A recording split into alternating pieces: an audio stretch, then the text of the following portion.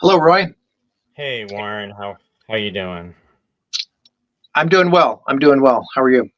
Doing good too. Doing well too.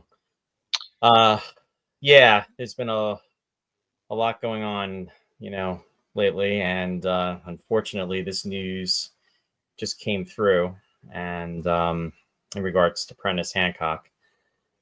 So we thought we would do this special show tonight. We've been wanting to gear up towards Mission of the Darians, and that was our next episode, which ironically enough really featured Prentice in a significant light, and we thought it would be very special to go live and to do it on a special day and to talk about not only the episode but of course Prentice and remember him.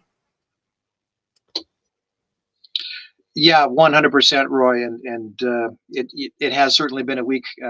I'm sure for everybody in the Moonbase Alpha family, and our hearts and well wishes go out to Prentice, of course, and his entire family, Yeah. who broke the news early this week.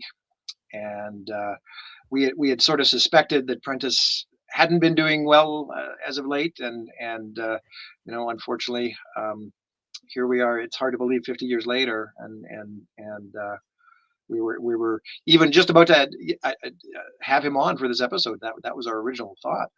Right. And Roy, you spoke to him as recently as a couple weeks back, and he unfortunately couldn't make it. So then we really had a good sense of yeah, he wasn't well. So but then we decided to turn this episode into a tribute to Prentice, and of course to everybody we've lost over the years. That montage we created back in 2021 for the first virtual event we did, and yes, and it's sadly time for an update. We should probably include Chris Penfold and Prentice in that. It's a beautiful tribute. It's one of my favorite pieces of music of all time. Yeah.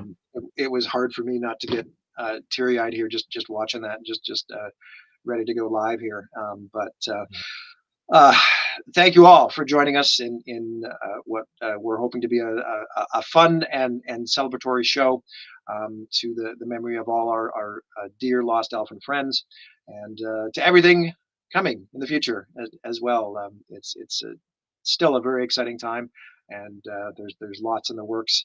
And Roy, I just like to on a personal level thank you for joining in and for helping me all these weeks with this special podcast, and these episodes have been a lot of fun, and they will continue to do so moving forward. Of course, we're only halfway through, so No, um, absolutely, Warren. I'm very happy to be a part of it, and thank you for everything you've done on your side of things. And yeah, it's been a an adventure, and it's really crazy to think that we've gone. This is going to be our 22nd episode of Space 1999 that we'll be covering. So very shortly, we will be winding down to come towards the end of the first year, first season, year one, however you'd like to label it.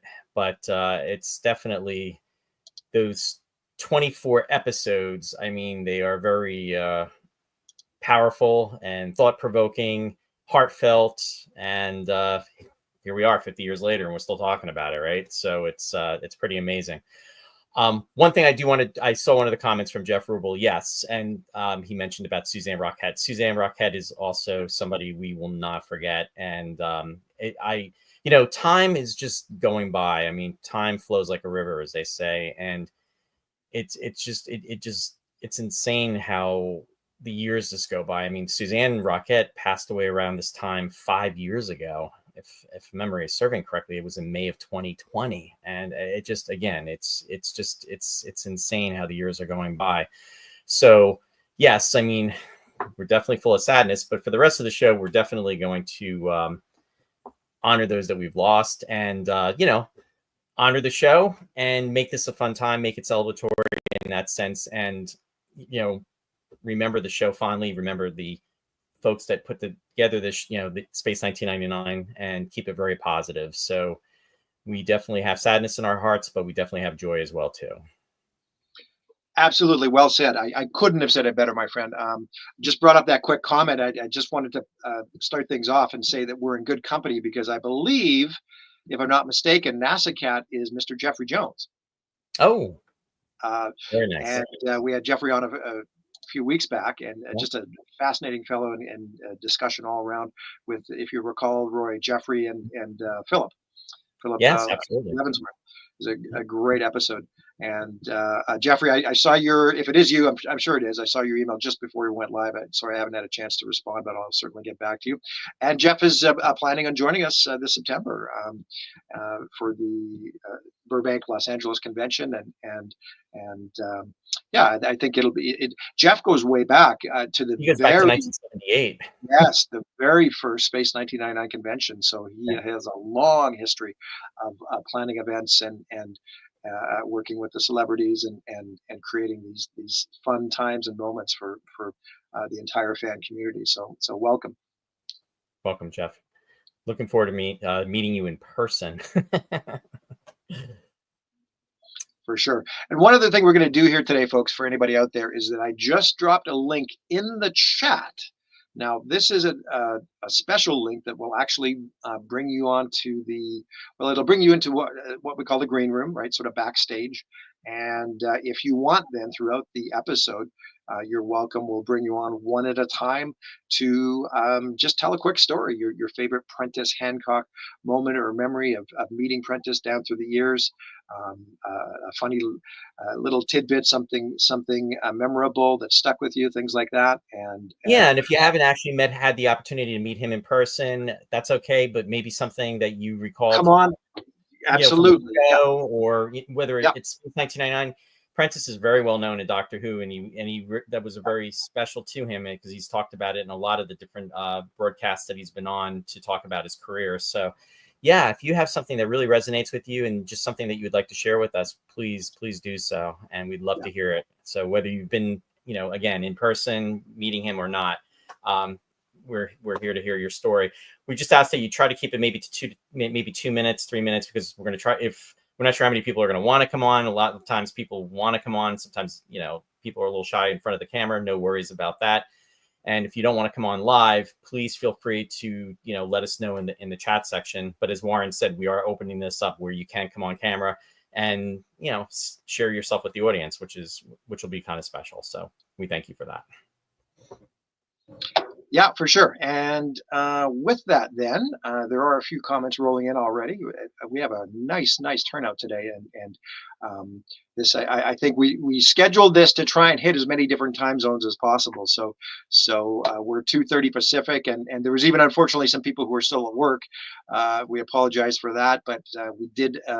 Most importantly, want to try and catch the folks over in the UK before it was too late. So it's around 10:30 over there.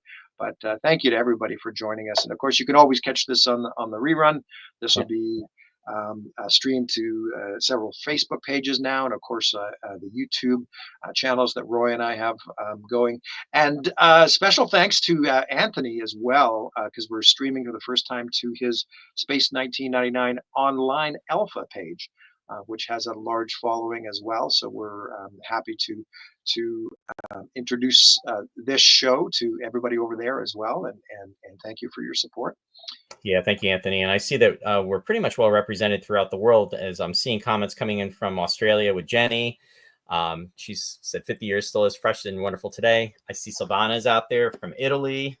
So welcome, everyone. Welcome, Silvana. Welcome, Jenny. Welcome, other folks that, as the comments are coming in, we'll go through them, but just want to say hi and thank you for joining us, because I know with the time zones, it can be a little tricky. So we try to accommodate. We have folks out there from the UK, and we also have the US, as well as Canada. Sure.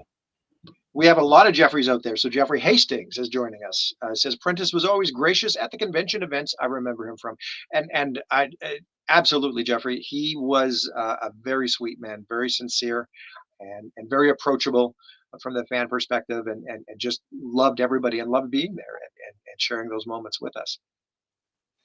Yeah, he definitely liked to share his time, and by attending the conventions, which is remembered. We remember.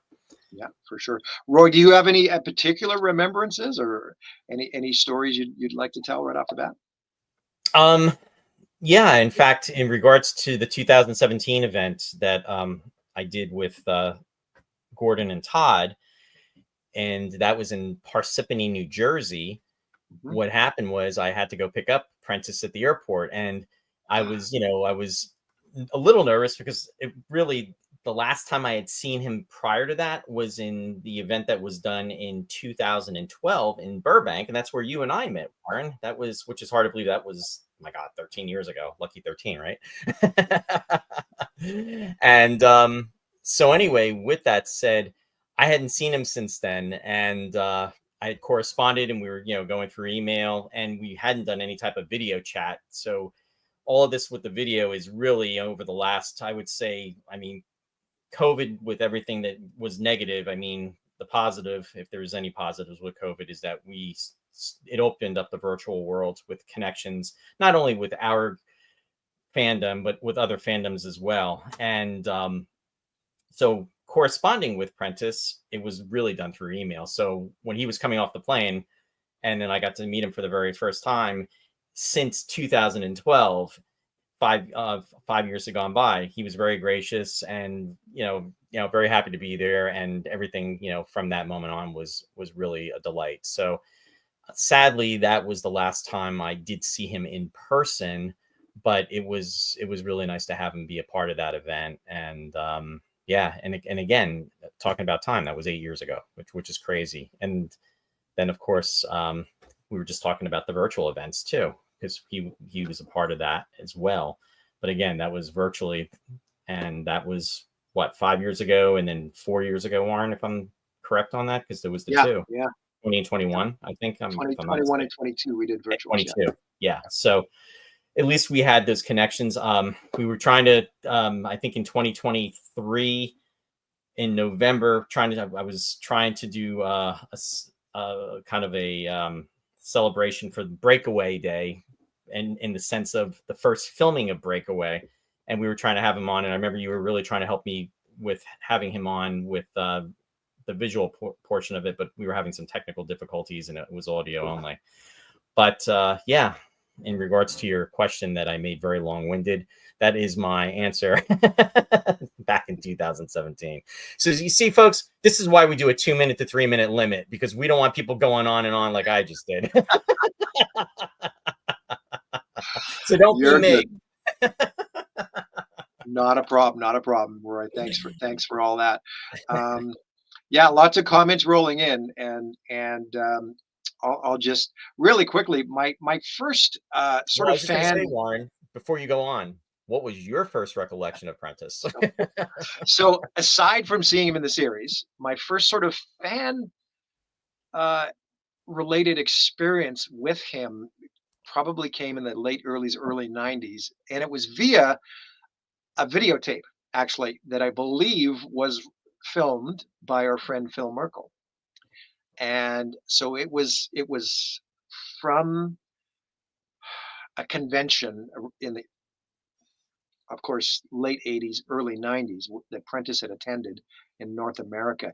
And maybe I'm 10 years out. Maybe it was 2000, 2001, like after Breakaway and the New York Con.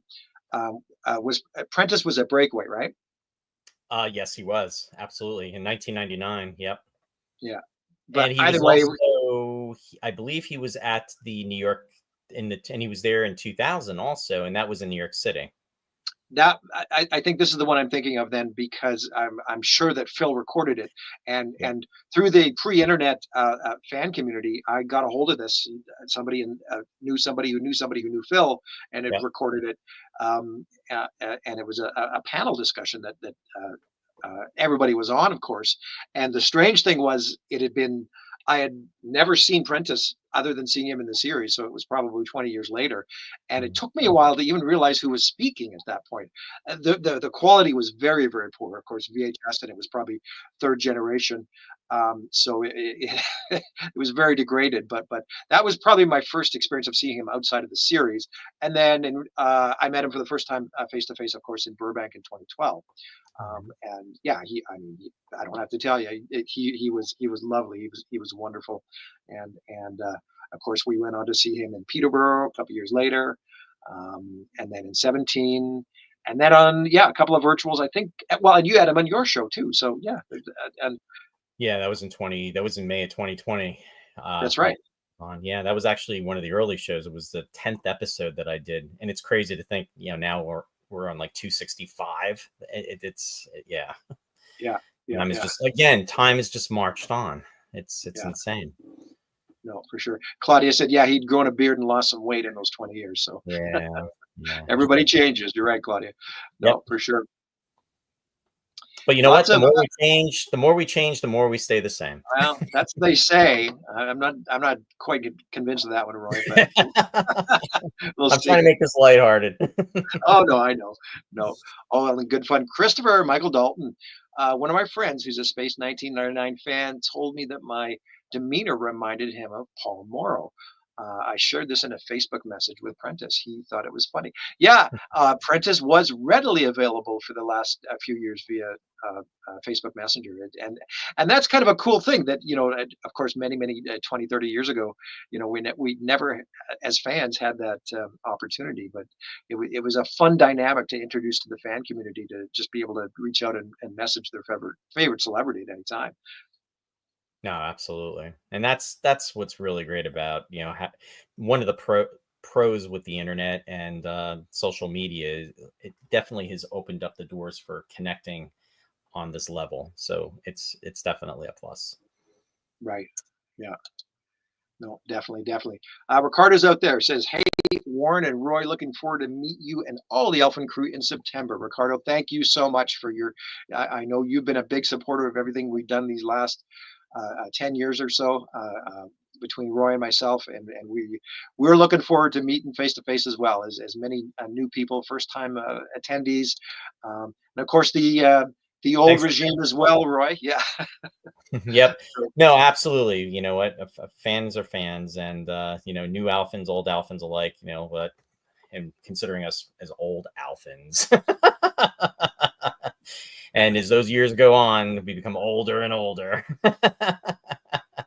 But yeah, no, definitely looking forward to meeting you, and thank you for that very nice post, Ricardo. Seriously, it's great because one of the fun things about meeting fans is learning when they first started watching Space 1999, finding out what episodes that they enjoyed, who their favorite characters are, just different things that they loved about the series, things that really just sparked their interest. And it's really cool because everybody has their different high points when it comes to the show, and it's very interesting. And also the fact that it's worldwide. I mean, that is just so cool. I mean, Moonbase Alpha was an international base, and that's what's so cool about the show. It's an international fan base, so there's that connection, and it really works out true to the show in those terms. Yeah. No, 100%, 100%. We've got a couple people roaming around backstage here, Roy. Looks like a couple people are having issues with connecting. If you're out there and weren't able to connect the first time, I'll just sort of take you out of the green room, but go ahead and try and reconnect if you like. But we do have somebody live and ready to go here, Roy, who you're familiar with. If you'd like to bring on. Drum roll, please. Hey. It is Mr. Richard Bendall. How you doing? Hey, doing, Rich? Bad, yourself? Well, excellent here. Thanks for joining us. Doing well. Nice to see you, Rich. Yeah, great to see you guys too. I was just about to hit enter here, and I'm like, I hope I'm remembering the line right. And in Black Sun, Victor said to John, "Was it a good man, Paul?" Is that right? Yeah, you're absolutely right. So I just sent it over. Yeah, no, it's unfortunate circumstances, but always a pleasure to see you guys. And what a great episode. This is right up there with Last Sunset to me, to see Paul kicking space butt.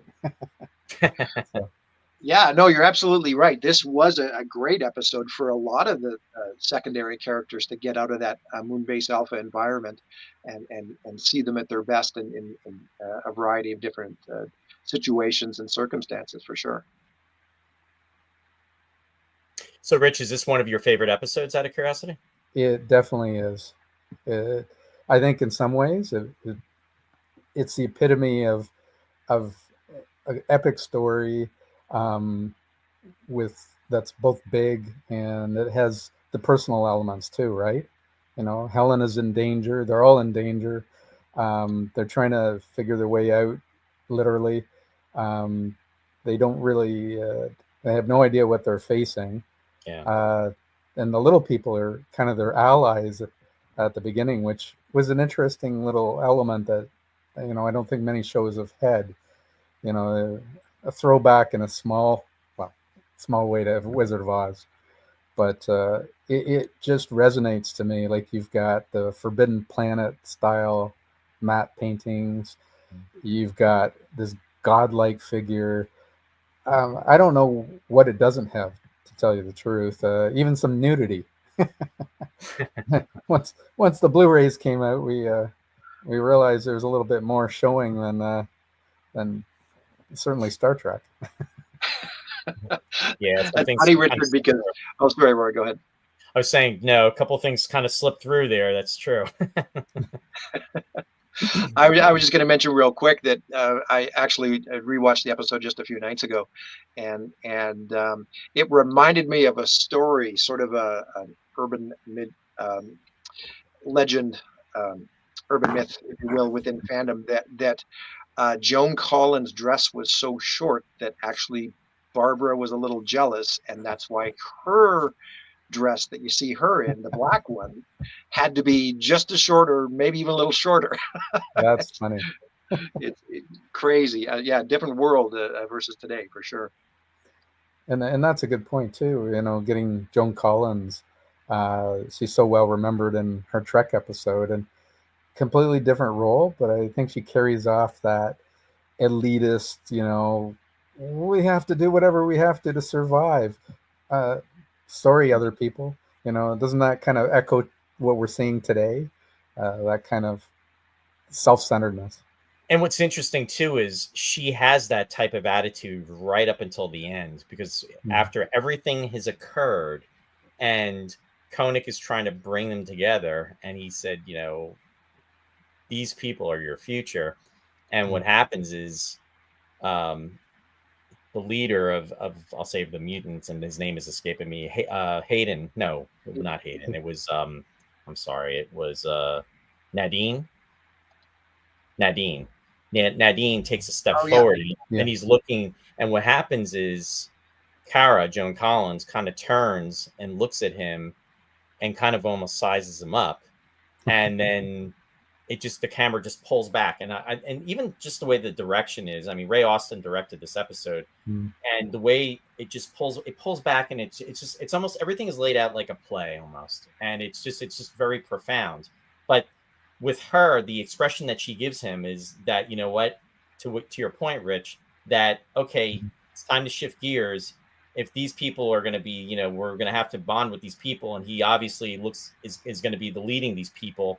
She's attaching herself to him right from the onset. And it just shows you how shallow her character really is. You know what I mean? Elitists, however you want to describe it. I mean, she definitely portrays that type of individual through her actions. And what's great about it is it's done through her body language, which is remarkable, because it showcases that, and you pick up on it. It's very, very clear.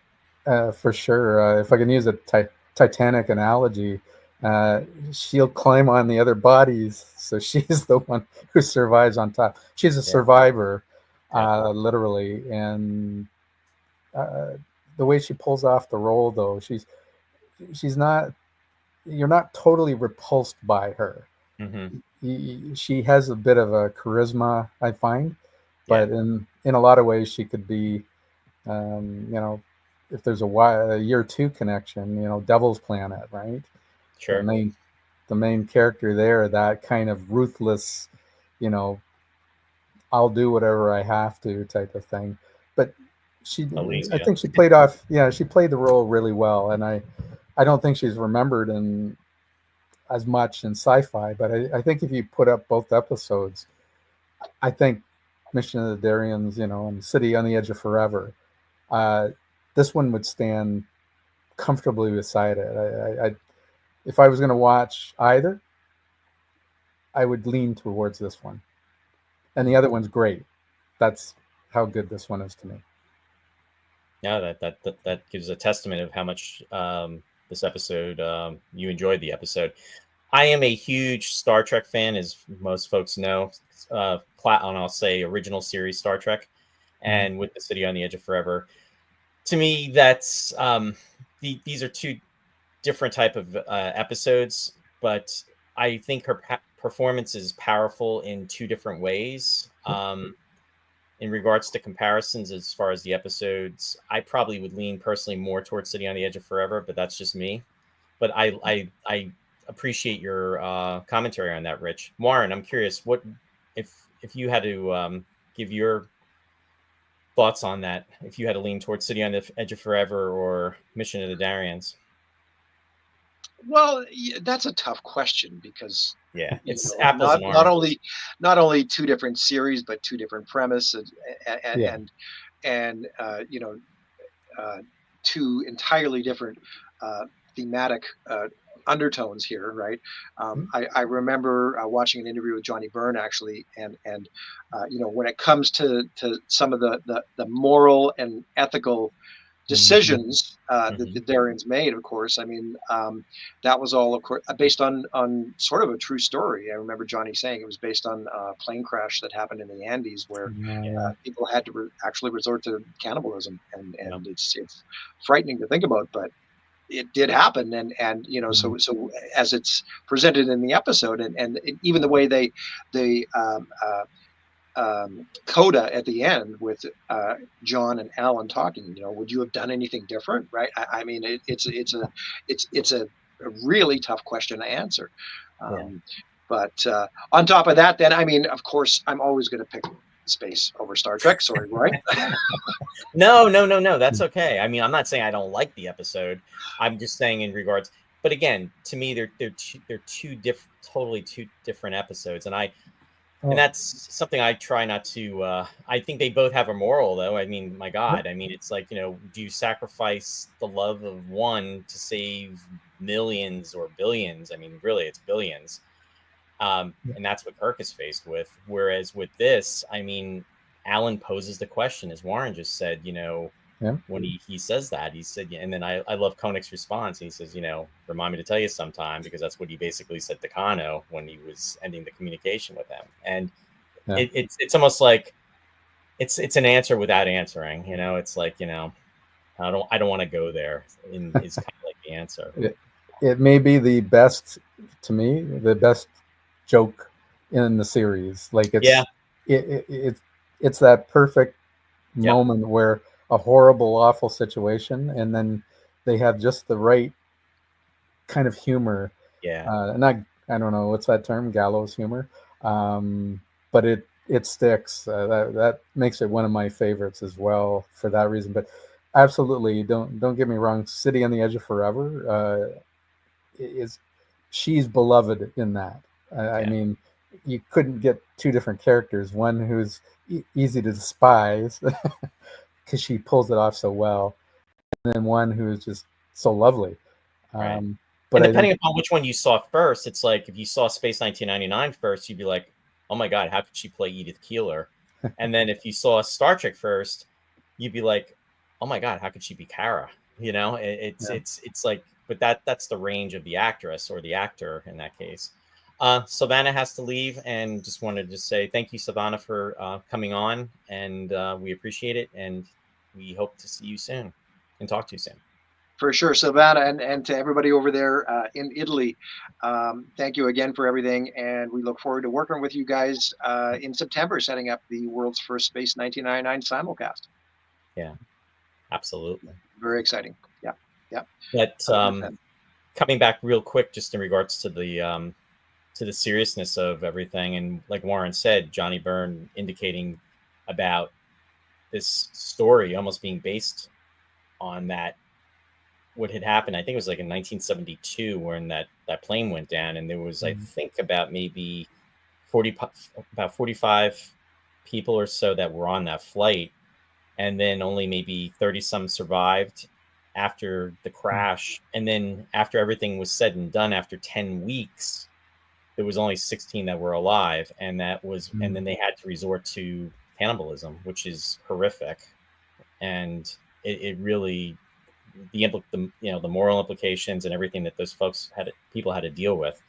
And even watching this show, the story, I mean, it's, the Alphans, it's like, I think what was almost terrifying is too, when Larry gets, taken out, and then they're dragged into that almost like arena. And when they see what happened to the mutant, Larry knows that he's not going to get past it, because, he knows about it, his finger, had been amputated or whatever had happened. He has a deformity. And when he's screaming, Dr. Russell, help me. And it was just like, oh my God, it was heart wrenching. And even at the point before that, Helena says before, I think when Nadine says, enough, take them away. And then they're dragging them away. And then she's like, we came to help. It's like, here you're on this rescue mission.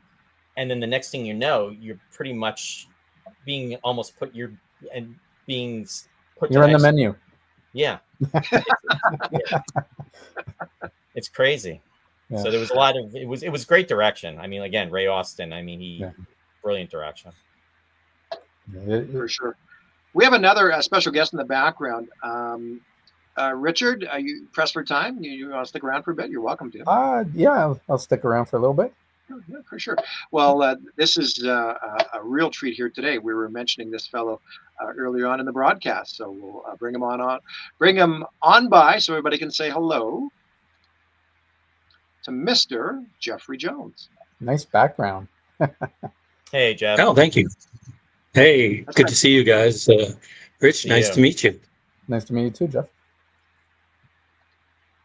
So I'll apologize starting out. I'm in an RV resort right now, and my signal seems to go in and out. So if I get all fuzzy and disappear, that's okay. Okay. That's okay. Jeffrey, that's the nicest RV I've ever seen in my life. I want one just like it. Very futuristic. Yeah, it has a familiar look to it. It really does. I like the I would almost say concept art. Yeah. So Jeffrey, you've had a good couple of months, and you're gearing up to join us in September, right? Sorry.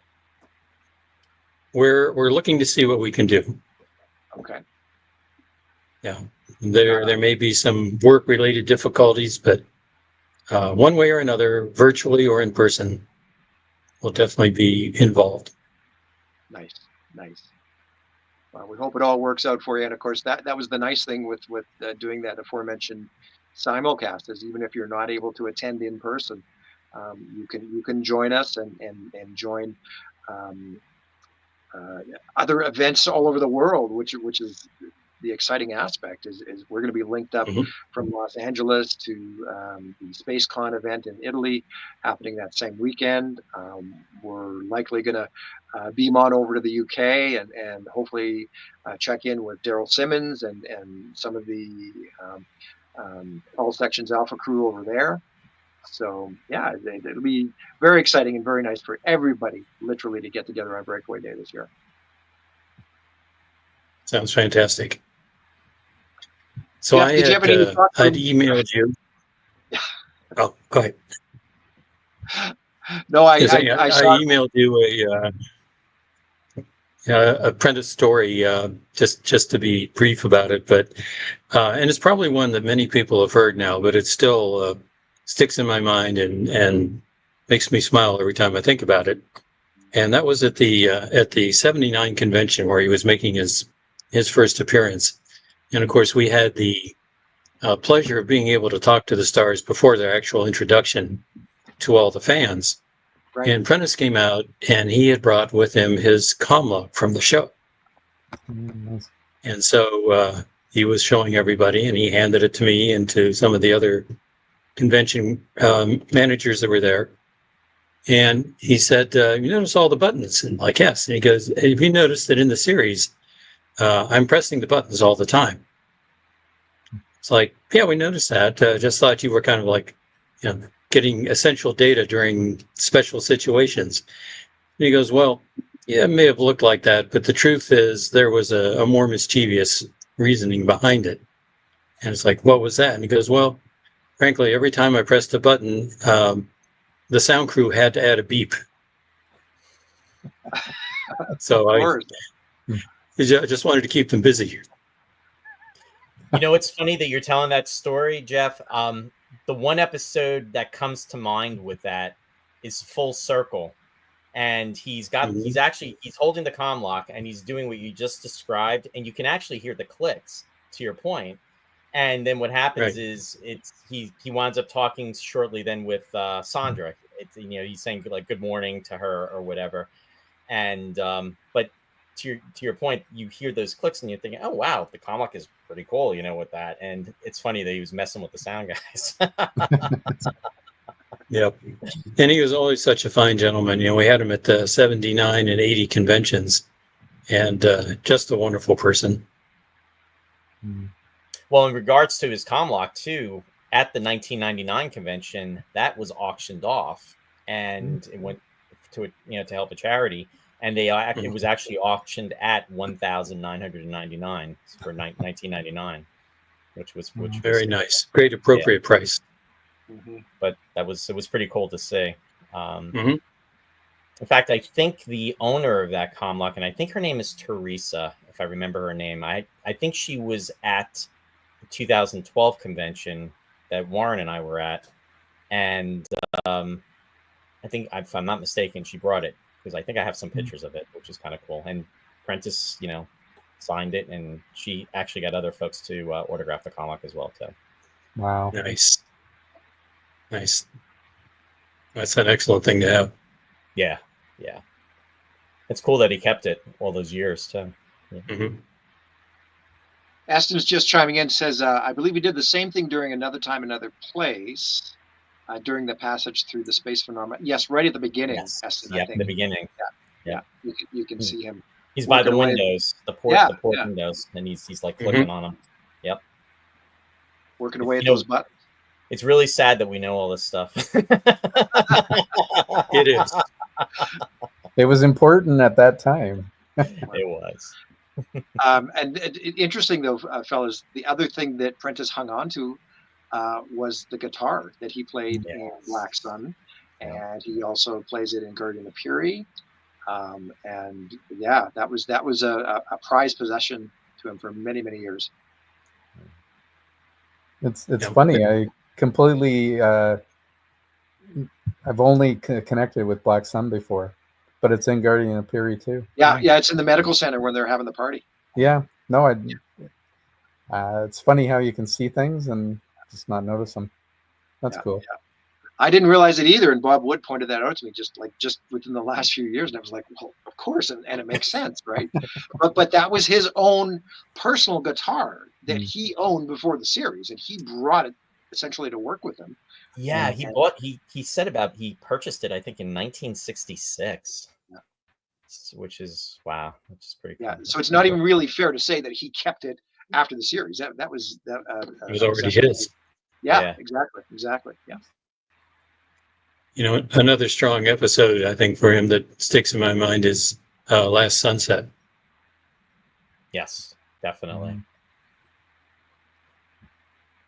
It was nice that he had some good character moments with Nick and also, of course, Xenia. And it really worked out well with that. Yeah, I was. And he gets to act a little out of character too. Yes. Yeah, I was just saying, I was a huge Paul fan. His character, even though some of it is only mentioned, like in Voyager's Return, his relationship, with Sandra, which that was kind of the shining moment, the kiss. But there was something about his character that I kind of resonated with me, and I think a lot of it is what Prentis himself brought to the role. I never got a chance to ask him, how much he kind of brought personally into it, but I always got a sense he was reflecting. Paul Morrow was a bit of a reflection of what Prentice thought about the character, as opposed to just reading words on the page type of thing.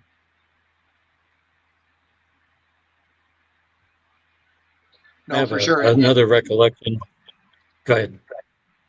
No, you go ahead. I was going to say, I just have another recollection, and I don't remember if it was the 79 or 80 convention, but we were doing the charity auction, and I got drafted in to act as the auctioneer. And as an auctioneer, I'm horrible. I probably put more people to sleep than I get bidding on things. And Nick and Prentice were both there, and they kind of looked at each other, and they were like, let us help. And they came up and took over the auction. It was marvelously done. But again, so gracious of them just to step up and do that. Yeah, that must have been a fun time with all of that, because I could see the two of them bantering and having a lot of fun with that. Mm-hmm. That must have been great to be a part of. Yep. And it's just such a credit to Prentice and to Nick and the other cast members. They were just so incredibly gracious with the fans at all the events. I couldn't agree more. I have a couple quick Prentice stories. The first one, kind of going more recent, in 2012 in Burbank, when him and Martin met, and he goes, Commander. Yes. It was so perfect. It was, imagine, I don't know if they'd seen each other since the show.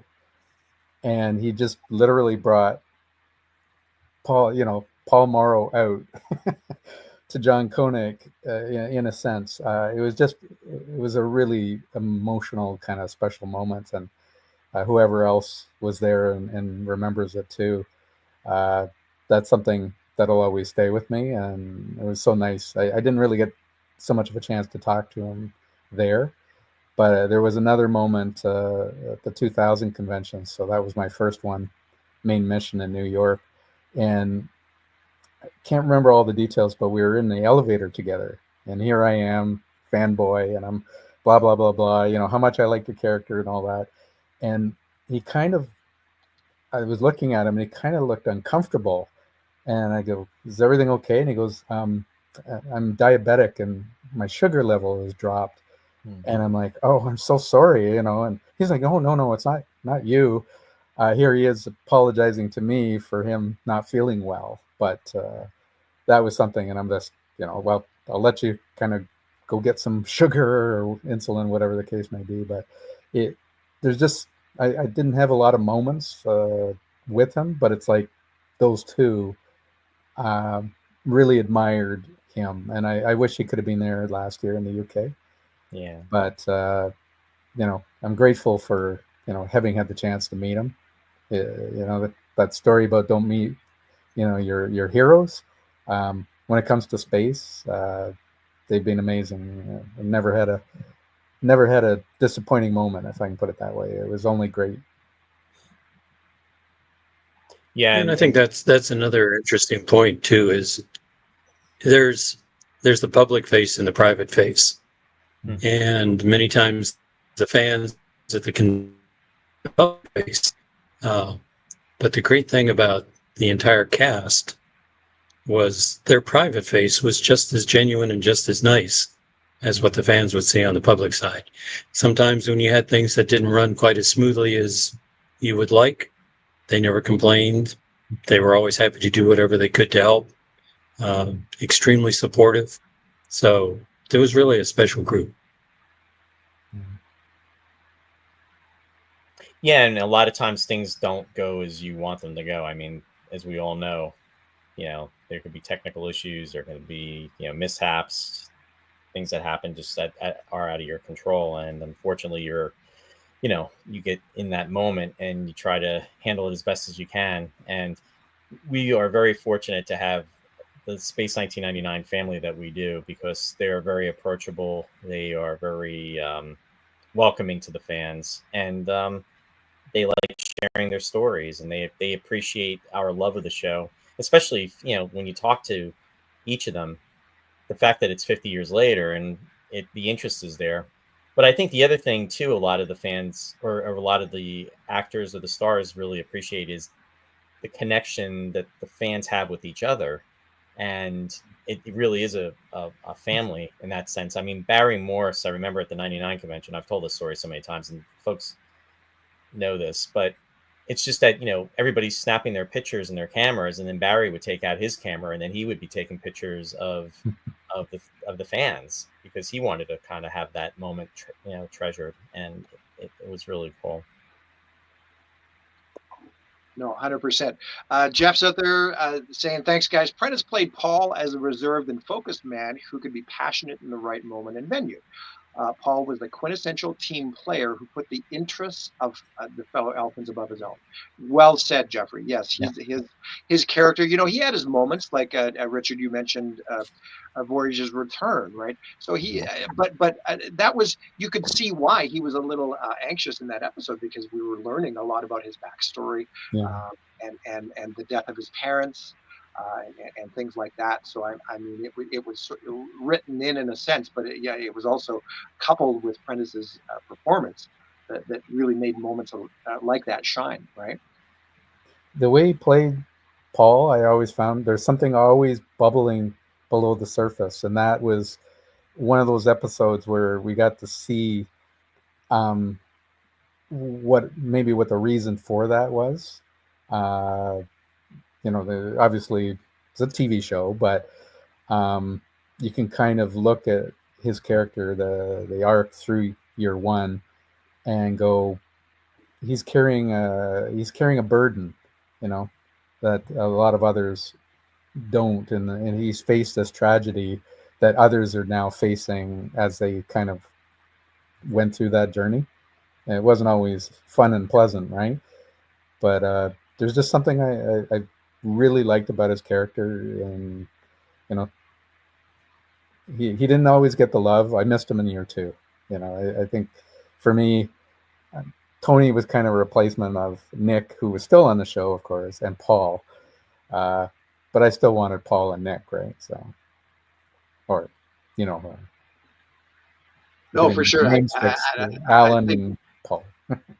Yeah, I always felt that Tony was like the replacement for Paul, and I remember, especially when the second season was on, that I would wait to see in the credits if I was going to see Nick's name in the credits, because I knew that was going to be the giveaway if he was going to be in the episode or not. I mean, maybe he wouldn't be in the teaser, but or I shouldn't say a teaser. There wasn't a teaser, but in the initial opening after the main credits, and if his name didn't show up, I was like, and it was kind of like a bummer.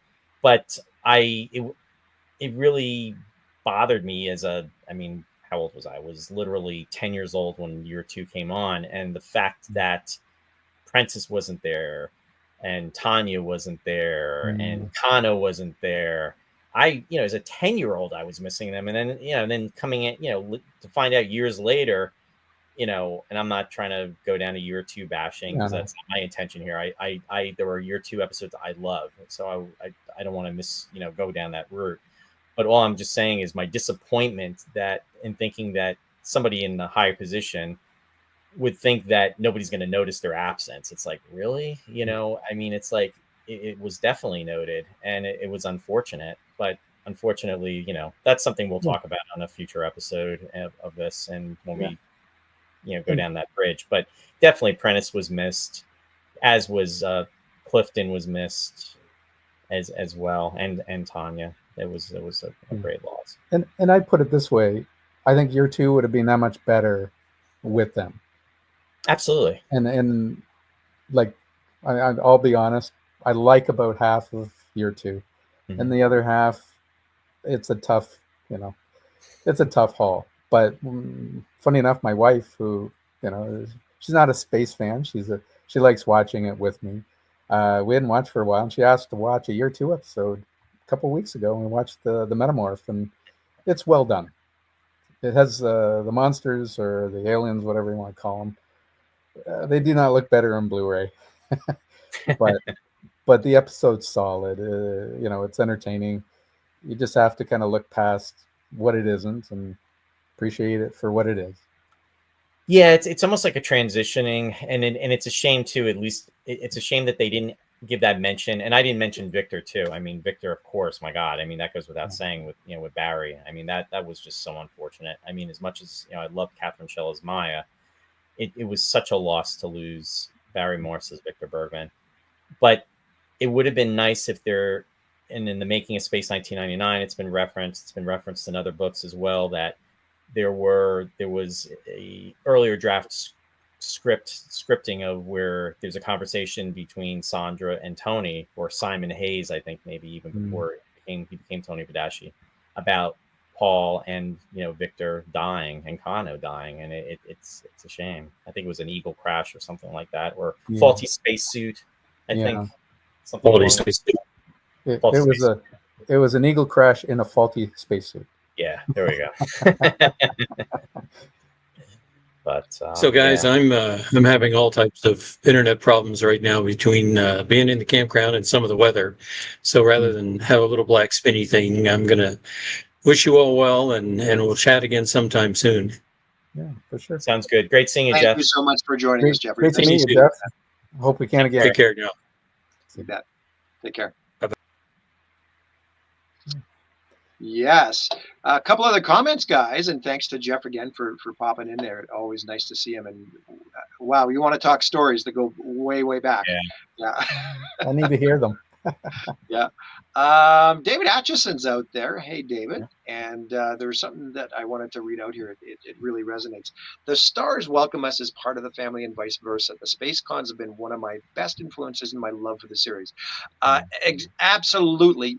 And basically, the stars, I think, in my mind, appreciate us as much as we appreciate them, and it's been this yin and yang type of relationship, which is so unique. I'm involved in several fandoms, and it's not quite the same as Space 1999. We have a lot to be thankful for and grateful for sure. Yeah, well said, Warren, and I really agree with David's commentary about that. Yeah, no, 100%. A funny story real quick, guys, is you were talking about year two, and I was working in the background there, but I remember upon a sort of a mid to late 1980s rewatch where I hadn't seen the series for about 10 years because it just wasn't available, right? And it finally re-aired here and started, and Rich, you'll appreciate this. I think it was on CBC or maybe YTV here in Canada. And in Roy, you'll probably know the episode and the scene right away. I couldn't tell you from a hole in the ground what it is, but there's a quick scene in the weapons section in year two where there's a fellow working in the weapons section with a red sleeve and a mustache, and it's a quick shot, and it almost looked like Prentis to me. Oh. And it was just like one of those random fan thoughts. That, oh well, okay, so he's still there, but he's just been transferred or something. I actually don't know this. And no, you're saying it was no. You said it was a year two episode. Yep. And he's somebody that's working in the passenger module by the weapons. No. Oh, no. I know what you're talking. No. I got what you're talking. That's from the Beta Cloud. Beta Cloud. It's the Beta Cloud. It's because it's in the opening credits. It's in the opening credit right after the opening credits, and he's sitting at a desk and he's writing, and he's got the red sleeve. And yes, absolutely. Sorry, I was thinking you meant Eagle for some reason because I'm thinking Eagle. When you said weapons section, I'm thinking weapons rack. But you even said weapons. It's still hard to get used to the fact that they had a weapons section and the big laser gun. That always threw me, even in the show. It's like, just didn't feel like one of the things they would have, but yeah.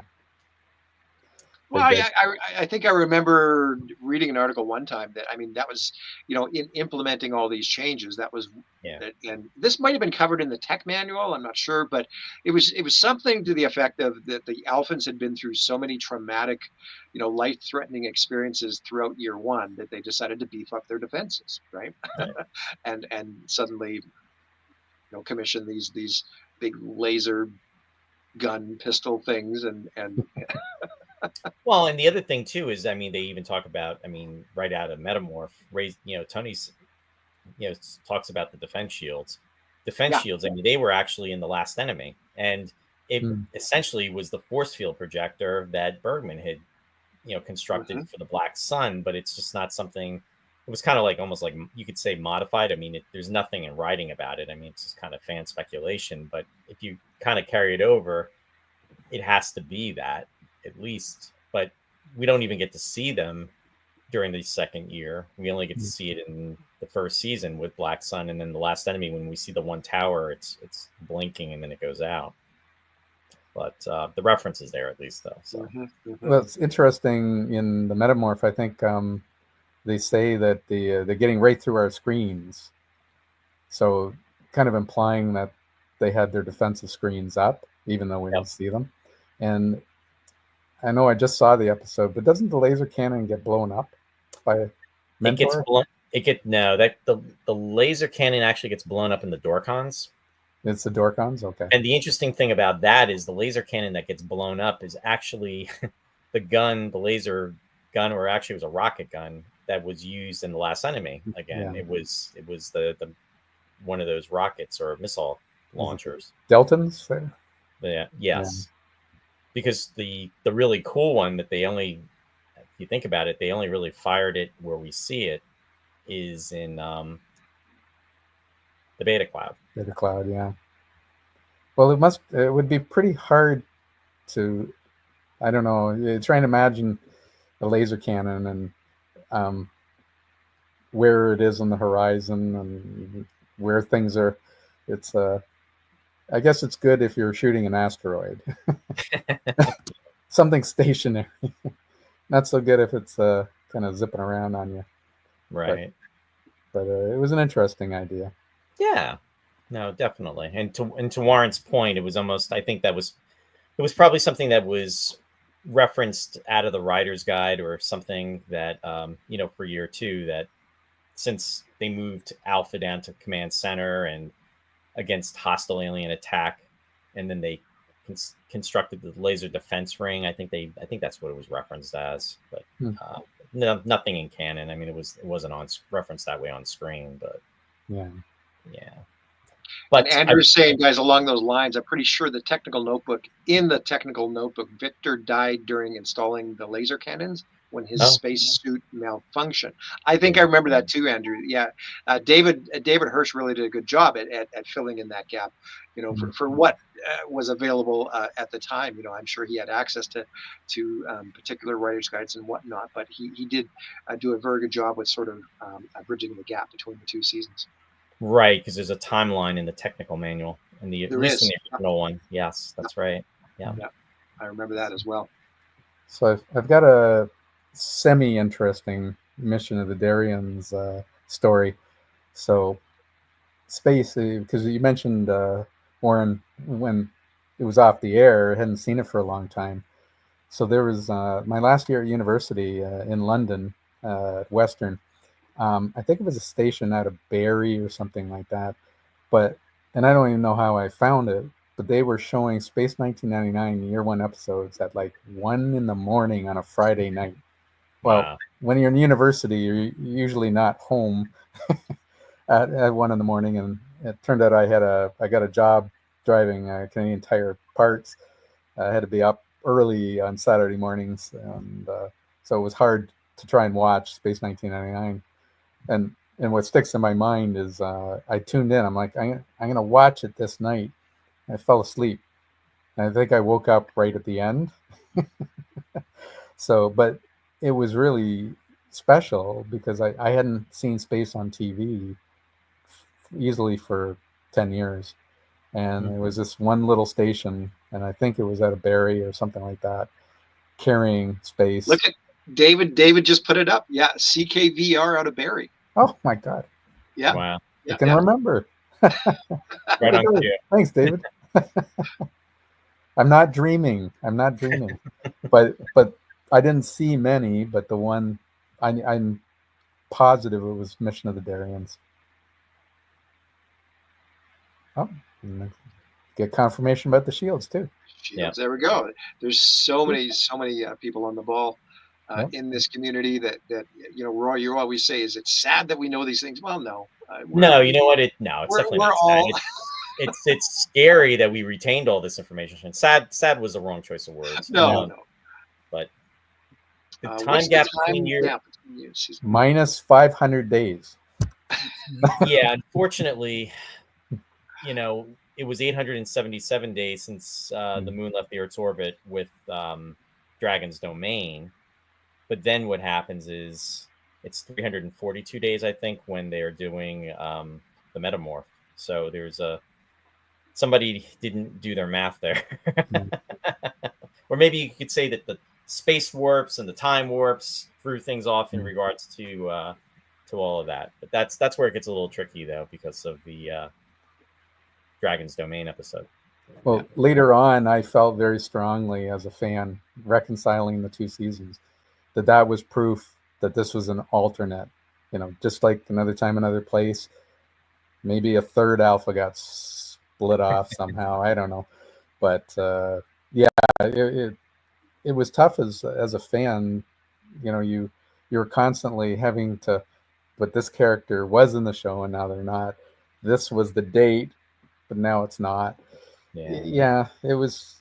You kind of wish you didn't have, like, if they just not even made a reference, it would have been better, because then you just would have known it's after Dragon's Domain, right? So Jeffrey, he's commenting. Jeffrey, you're actually in my neck of the woods, because I'm always giving the plug to WPIX, and I remember this. WPIX in Europe ran the show at all odd hours into the mid-1980s after it was syndicated. WPIX had faithfully run it primetime on Saturday nights during the first run of both series. Believe it or not, Jeffrey, it actually started out on Sundays. And then what they did was they moved it over to Saturday. And then when they brought the second year back, it started on Sundays again. And the reason why I remember this, I actually have a cassette tape that I actually dated. And we were at my grandparents', and I remember the show was going to be on at 7:00 at night. And we were in Astoria, Queens. It was like a 45-minute drive, and I kept bugging my mom. It's like, are we going to leave? And then she was getting mad at me because we were at my grandparents, and it was kind of like rude, but it was the premiere of the Metamorph. I mean, my God, I didn't want to miss it. And we got home like with 5 minutes to spare, and I had my red Panasonic tape recorder all geared up, and I recorded that episode, and I still actually have the tape to this day. And to your point, WPIX, I mean, that was like a hub. In fact, Martin Landau would write in, and Warren. I mean, I'm opening the door in regards to the convention and the archives from Martin Landau. Bob Wood and David Hirsch, they have their book that they did, and he would actually keep track of the broadcast dates of when the show was going to be shown at the different cities, because for accounting purposes. And in regards to WPIX, after it went off the air, they continued to show it for some time, but there were sometimes they put it on like around like 1-2 in the morning. And that's when I would try to videotape them and get some of the episodes, because it was around 1979, 1980, and they would just do it arbitrarily. Or 1983, I'm sorry, I think it was 83, 84. And there was like a green tint to the prints too. It was very annoying. But fortunately, they later came out with the VHS. They did the special release for Columbia House. I don't know if folks remember that, when those were out, the videotapes. And then they did the laser discs, and then shortly after that, the DVDs. But there was that whole progression where 1999 went off the air, like what Warren was saying earlier, and if you didn't have it on cassette tape, or if you were lucky enough to have a video recording of it, you didn't get to watch the show for many years. It was, and what hurt Space 1999 too, from a syndicated standpoint, was it was only 2 seasons. So shows like Star Trek, which ran for 3 years, Voyage to the Bottom of the Sea, Lost in Space, some of them went 3 or 4 seasons. Twilight Zone, 5 seasons. I mean, there was more of a package for it to be shown, a syndicated package, and it'd be picked up. But with 1999, if they ran it every day, I mean, after like literally less than a month and a half, they would be through it, because there were only 48 episodes.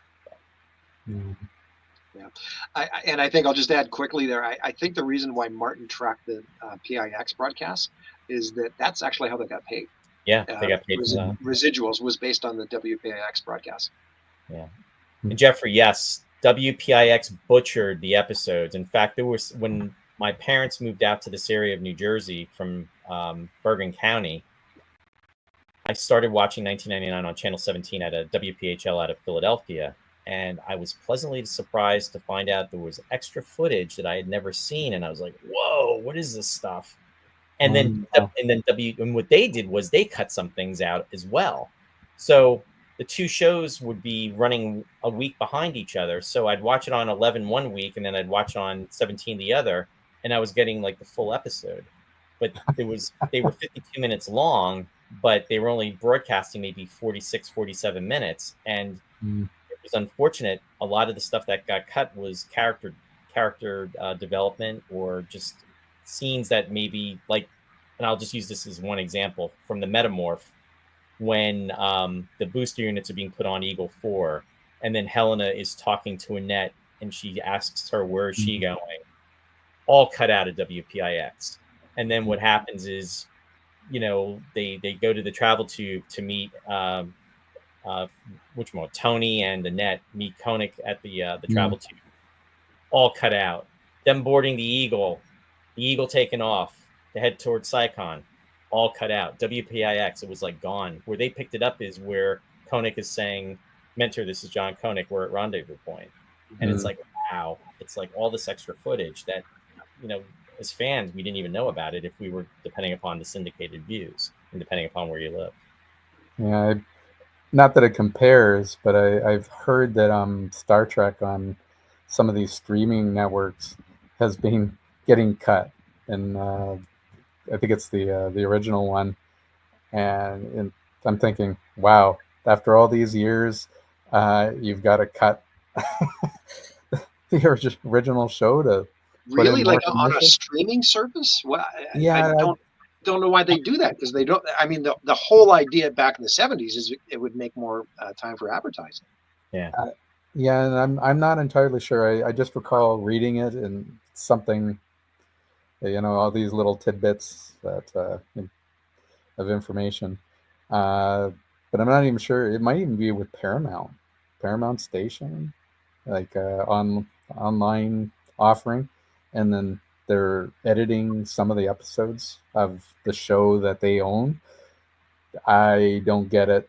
Doesn't make any sense to me, but I did read that was happening. So we haven't learned anything apparently, but I guess. Yeah.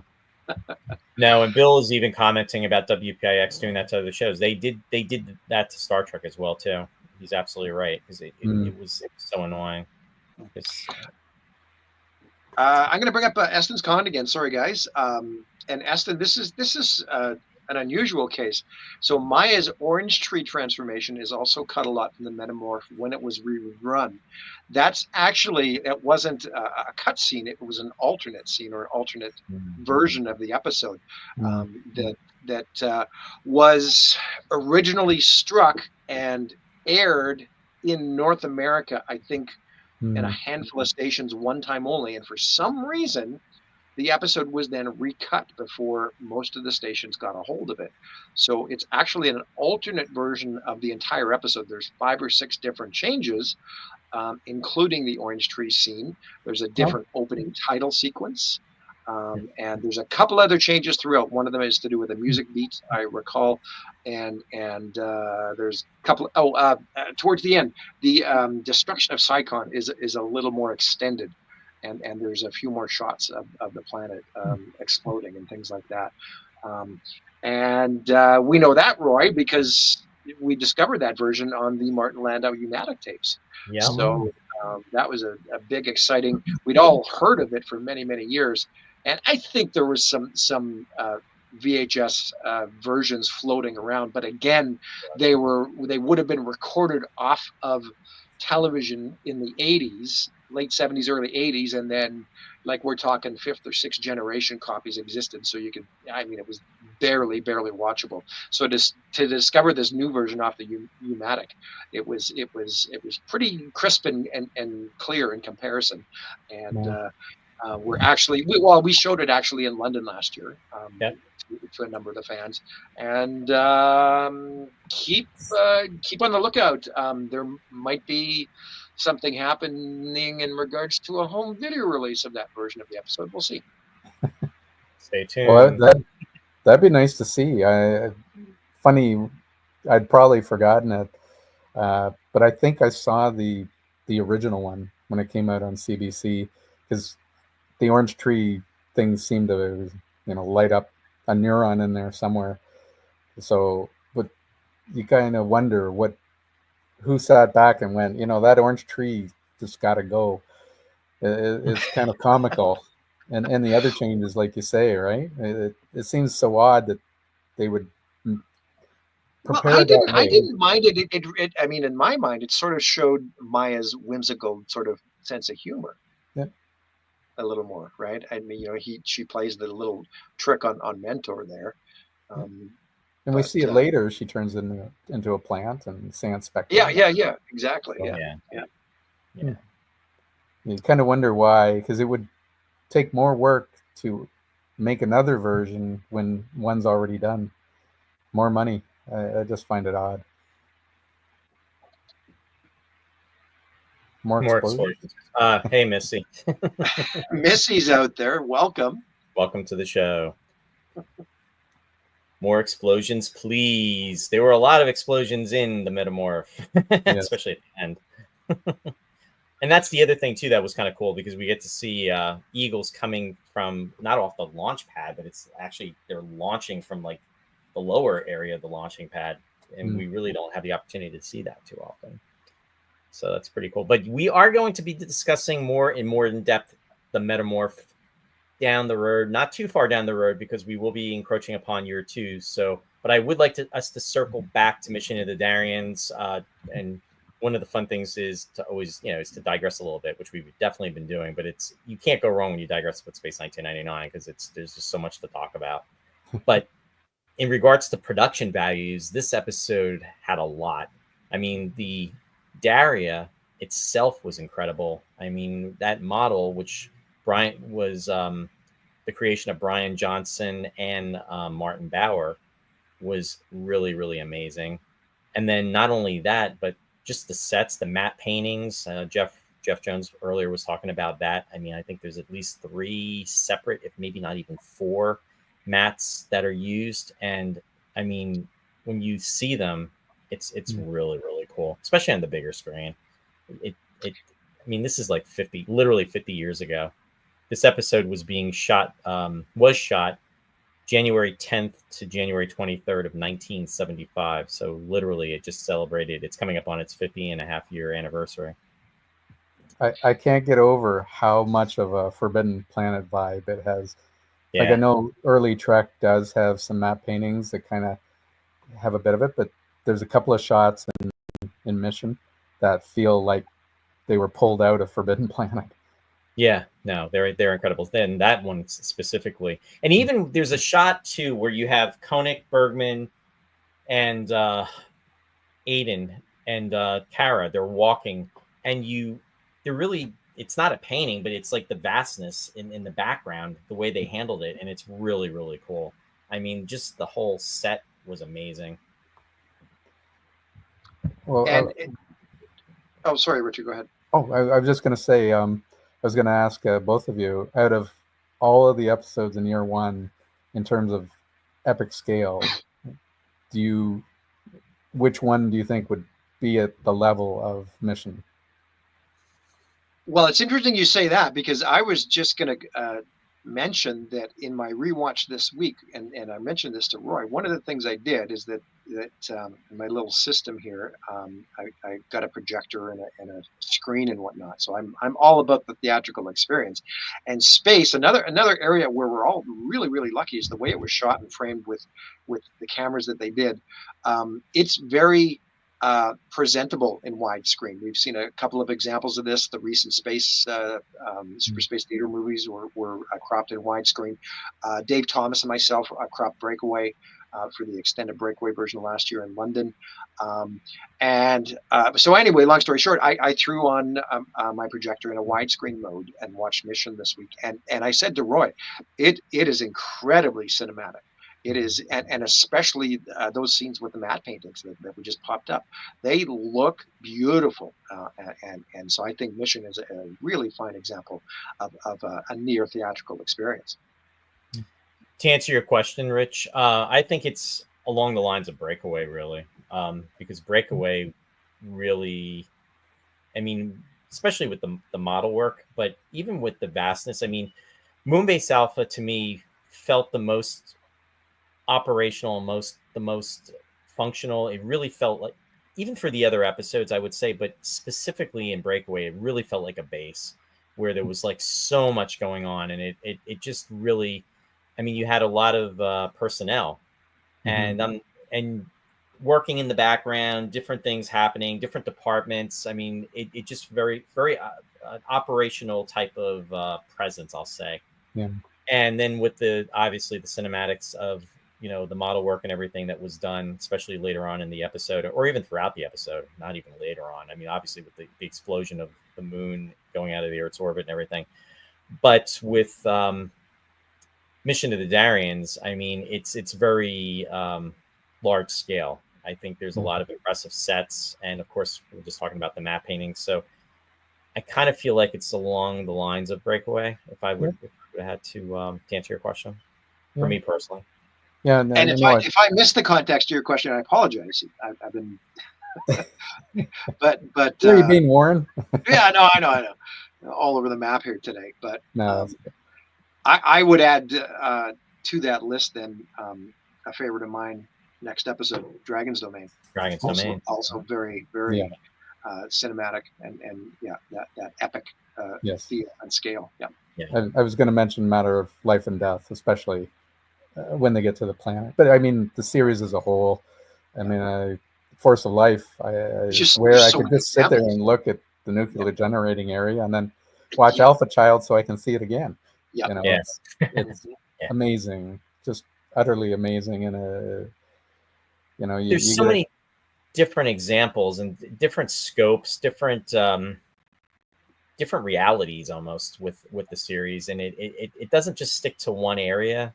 And almost pardon the pun, it just dives into so many different pieces, I guess you could say. Speaking of pieces, how about the double helix is it's referred to as in the gene bank, the DNA bank. And Roy, I got to say that you've referenced this character a couple times, and I think you're confusing him with the other character's name. So this is Neiman. Neiman. I keep saying Hayden. Hayden was the other guy. And yes, Hayden was the other fellow. Yes. Neiman. Neiman was the god. I mean that's something Rich kind of was talking about earlier too. I mean, the different things that are the different points that are brought out in this episode. I mean, even when Neiman is telling them about or actually it was Kara when she's telling Koenig and Bergman what has happened, and he says, she says, we gave them a god, and Koenig is like, you gave them a god, like, oh my god, I mean, no pun intended. It's like, what did you, what are you doing? And it's, I mean, that's, you talk about influencing people, and you talk about being judged and the moralistic implications of that, and it's a lot of stuff going on in this episode. A lot of stuff. And it's funny, to your point, Roy, I think it was a Starlog magazine that kind of was critiquing space. I think it was more year one, and it didn't know what it wanted to be. And I'm like, it absolutely knew what it wanted to be. It wanted to be everything. It wanted to be, epic. It wanted to be mysterious. It wanted to be, and to me, I've always felt it was character driven. We just didn't get quite enough, but they packed as much in 52 minutes, I guess, as they could, right? But there's so much that, like you say, with this, you could you could almost use it as a case study. I Mhm. really believe that. The Alphans, how do they react to this emergency message? Well, let's go help. Yeah. You Yeah. know, what happens when they get there? Oh my God, they've had their own nuclear disaster. It resonates for me in so many ways, and it's a favorite. And I'll say, I don't have to put one down to put one up. Right. You You know, don't. No. they're in a lot of ways. So many of the greatest episodes are so different. They they they stand on their own, and kind of to your point, City on the Edge of Forever. It's great, but it's very character driven. You know, there's not a lot of space stuff in it, No. but it's awesome. You know, all you need to do is see The Guardian. And apparently, I read who was the one that did most of the sets, like the like the Keith Will. Oh, Matt Jeffries for Yes, Star Trek. Matt Jeffries. I guess he couldn't be. He wasn't available to design the Guardian, and they had some other guy did it. And when he came out, he's like, "What is this thing?" So I he don't wouldn't know. have designed it that way, but I think it was perfect because it looked so odd, Yeah. right? You get that different kind of element out of it, and Space did that. I think episode to episode in so many ways. But back to even at its core, what you have is a king and a queen who they're trying to survive off the peasants, Yeah. if I'd sum it up that way. And the Alphans are very democratic, and they come in there and they're like, no, there's no kings on Alpha, right? Something like that. Yeah. And even when it comes to they're and Koenig, to your point, they're trying to even help even after everything has happened. Koenig is trying to figure out how they could maybe help them and they could co-mingle and make things work. And he says, we'll check it out. And then they start going through the computer, and then that's when they find out, what there's a missing element to all this, and then it starts to get unraveled. And it's when when Bergman says that, he said he wasn't entirely correct when he said that, these components are not on the ship. He's like, there's one way, one source that it is there on the ship, and then that's when Koenig looks at him and he says bodies, and it's like it just goes right through you, because it's like he said that's it, human bodies. And Interesting comment here, guys. Cerise is saying, I do wish Mission of the Darians was early in the episode watch timeline, which is subjective to begin Sure. with. But would it be that much more darker if it was an earlier one of the first contacts that the humans had, or the Alphans had with a race like this? That's very interesting.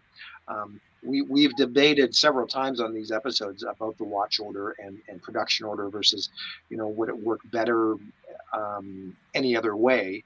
And that's a very interesting point because yeah, I find that a lot of the early episodes, and again, because they were finding their way as a production, Yep. they didn't have the intensity that I think was needed a little earlier on, especially after what they just been through. I mean, this was a life-altering event, breakaway, and they were thrust into deep space, and that's I think a really good point is that this might be better served to resonate a little heavier if it were viewed early. Well, you know what, though? Really, if you think about it, it's the same thing that happened to think about it. What happened to Moonbase Alpha? There was a terrible explosion. There was a terrible explosion on the Daria, and what happened was radiation was released. Well, the moon, the nuclear waste dumps exploding, that radiation could easily have affected the Alphans. I mean, they didn't go in that direction with the storyline, but it could have. It could have. And just as you're saying it, it's like to the point about having this episode maybe instead of Black Sun be the third episode, you had this be the third episode. I mean, I always think it's appropriate with Matter of Life and Death being the second, even though that's not supposed to be it's not supposed to be meta. And growing up, I always thought it was meta, but it's not. But the point is that it would have been interesting, because then the Alphans would be like, oh my God, this is what could have been. This is what could have happened to us. So that could have been the motivating factor too, with them trying to help, because it's like, what, we just went through what you went through. And especially when they find out what happened, not so much, they know that the ship is where it is, but when they get there, they probably would have sympathized more so with the Darians, at least with Joan Collins and Dennis Burgess's characters, and it would have been a different type of motivating factor. So that's an interesting commentary about if it, instead of being a latter episode, and 22nd episode in this case, because that's what it was in production order, if it was like maybe the third episode. Yeah. So great comment. Well, it is, and just to piggyback off that, I think you mentioned Black Sun, for example, in my mind, works better as a later viewed episode. And I think that's why I like Testament of Arcadia so much, and Collision Course, mid to late season viewings. It's just because of all those philosophical elements. I think it's more impactful and emotional, and there's more of a resonance with some of those episodes. I think it was too early for Black Sun, and I think that's why it's not one of my favorites. Had it been produced later in the series, who knows? And then to Rich's comment too, I mean, what he said, and I remember that comment. It may have even been, like you said, it, Starlog magazine or some, definitely some kind of source material. But Space 1999 was not trying to be Star Trek, but unfortunately, a lot of the people that watched it wanted it to be Star Trek, and that's why they didn't like it. It's like Space 1999 was its own entity, and unfortunately, with year 2, in a lot of ways, not always, because it still had its own, but it was going in that direction. And the other show, which unfortunately I did like a lot, at least in its first season, and then the second season was horrendous, was Buck Rogers. And it was like, oh my God. I mean, they even had, what's his name? The actor that played Kelso, Paul Carr, on the show. I mean, and again, I'm not trying to, poor guy's an actor. He's not, he wasn't, he was only in he was only in the second pilot of Star Trek, Where No Man Has Gone Before. But the point is, though, it's just that, the Searcher and everything, and I'm not trying to go down a Buck Rogers, rabbit hole. But the point is, again, it was like it was a Star Trek affected that show. I mean, then they did the Lost Tribes, and of course, it was almost like Battlestar Galactica with the the plot line, what was driving them, look for the Lost Tribes of Earth. But the point is, with Space 1999, even Martin Landau said it in one of the Starlog issues. I mean, when he was being interviewed, the one with Short Circuit on the cover, if I remember the number. But he even said it didn't have that time to be its own, and it's a shame it wasn't given it. And it would have been very interesting too if there had been a third season. Unfortunately, Raise the Titanic, sacrificed space. It was the entire third season's budget. But it would have been interesting what direction the show would have gone in. There was talk that maybe Tony Anholt wouldn't have come back. I've read that. There was even talk that Catherine Schell potentially would have had her own series. I mean, there was talk, a spinoff where maybe 13 episodes. That was something that was talked about. But if 1999 itself had a third year, it would have been interesting what stories that they would have gone with. And, maybe Johnny Byrne would have been doing more, and they would have had him back. Maybe, who knows, maybe Chris Penfold would have come back. I don't know. It's just, it is what it is. And, it's again, great discussion for another time. Yeah. But it still kind of ties into what we're talking about in regards to the premise and the direction the show could, may have gone in. Well, if I may, I kind of wish I'd throw a different thought on there as well. Similar but different in that if year 1 had been able to continue in year 2 more or mostly as year 1, same cast, same sets, and see where they could have gone with it then, and then what would a year 3 have been like from there. And they still could have had a resident alien. They still could have done a lot of things. I always wonder if they had the decision about year 2 had come after, say, the Christmas season with year 1 and the build of the fan base and all that. I think they got what they wanted. They just wanted it too early, and the show was finding its way. But by then, it was almost too late, right? They'd already made those big critical decisions. Yeah, there was a lot against it too, because the problem is, I mean, if you think about it, when shows are being produced, I mean, they're being televised too. I mean, generally, I mean, at least the way it used to be back then. I mean, I'll use Star Trek just because I know Star Trek in regards to it. Star Trek started filming in May of '66, and then what happens is, they film right through the spring. Then in September, it comes on. It's the the fall preview, and it's being televised. And then the episodes continue, and then what happens is they judge the ratings, and they get the green light to continue more. I mean, back then they were doing 20. They did 29 episodes, if you count the pilots for that. So there was 27 new episodes. And depending upon how the ratings are going, they're gonna say, okay, you can do an additional 6 episodes. So you go from 23 to 29. The show doesn't get canceled, and then they have to make the decision if it's going to go from the first season to the second season and everything. Sure. Unfortunately, with Space, they were going to try to have. I think Space was supposed to be on CBS. It was supposed to be on in 1974, and ironically enough, and this is detailed in, I'll give David Hirsch and Bob Wood their the plug in regards to their book. Yeah. Unfortunately, CBS backed out, and they went with Planet of the Apes. And I love the original Planet of the Apes films, with Charlton Heston and everything. But the series only lasted 13 episodes, so that tells you the direction of how that went. Yeah. And unfortunately, 1999 was filmed. They did the 24 episodes, but it was done. You know what I mean? There's that delay.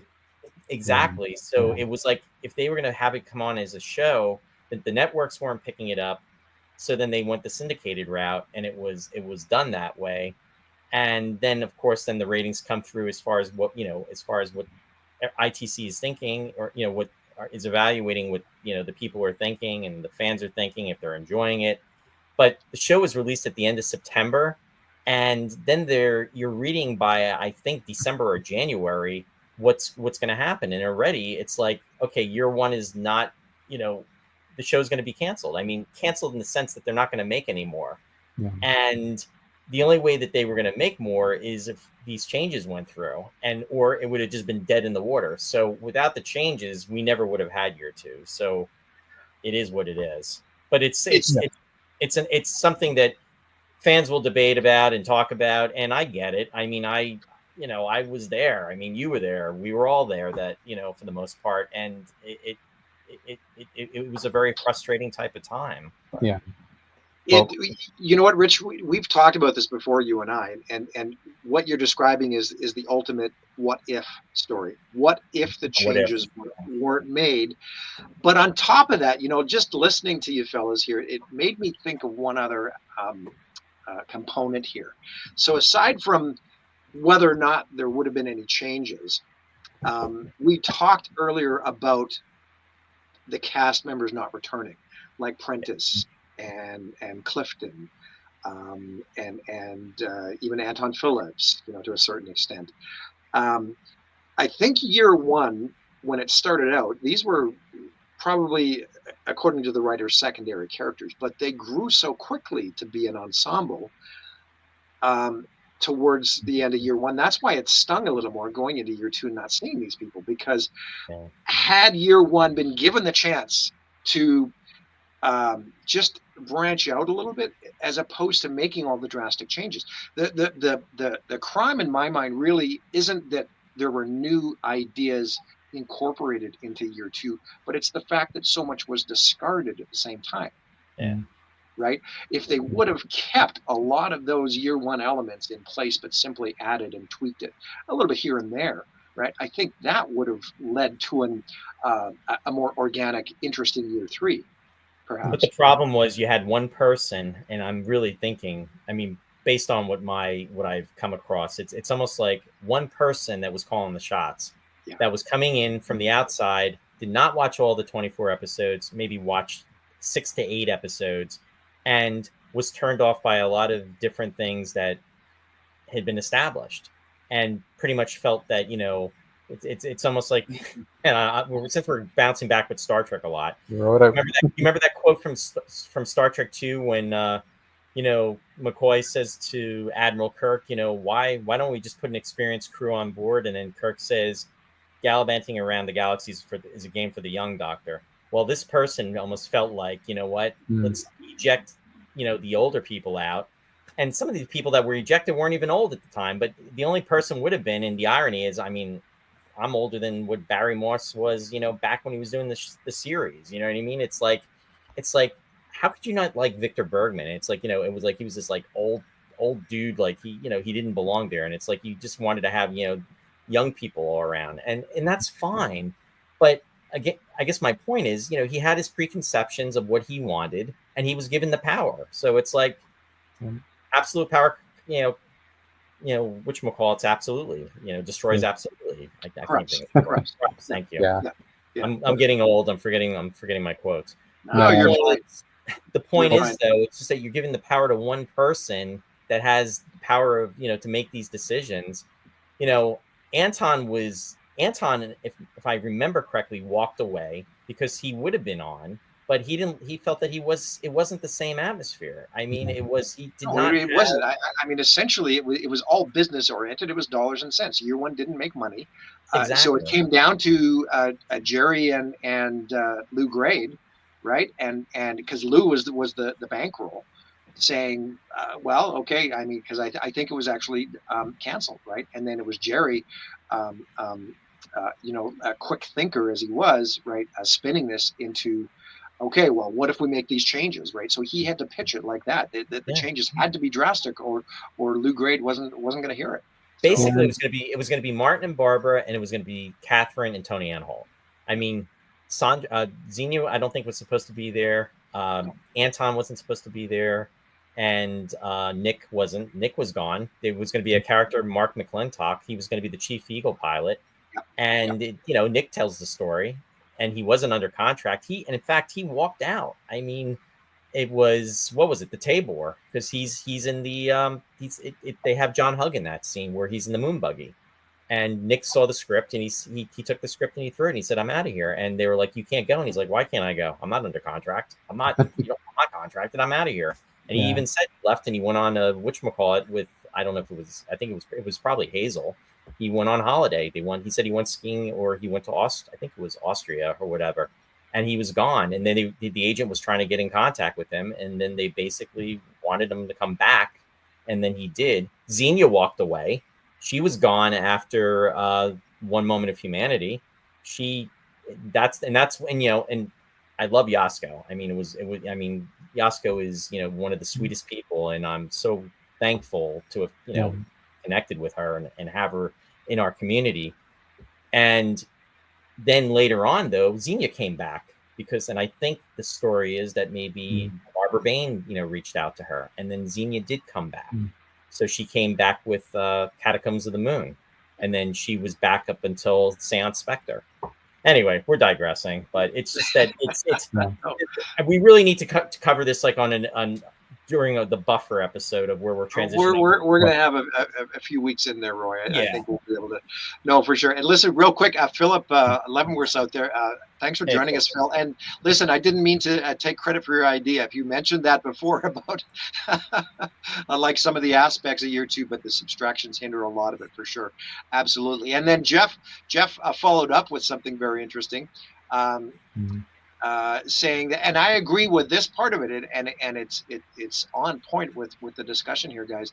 I can't help but think that Freiberger, oops, I lost it, could have made some different choices since he was the producer. And yes, you're absolutely right, because I think, as we had just mentioned, if they would have kept a lot of the year one elements, but added things like, say, for example, the humor.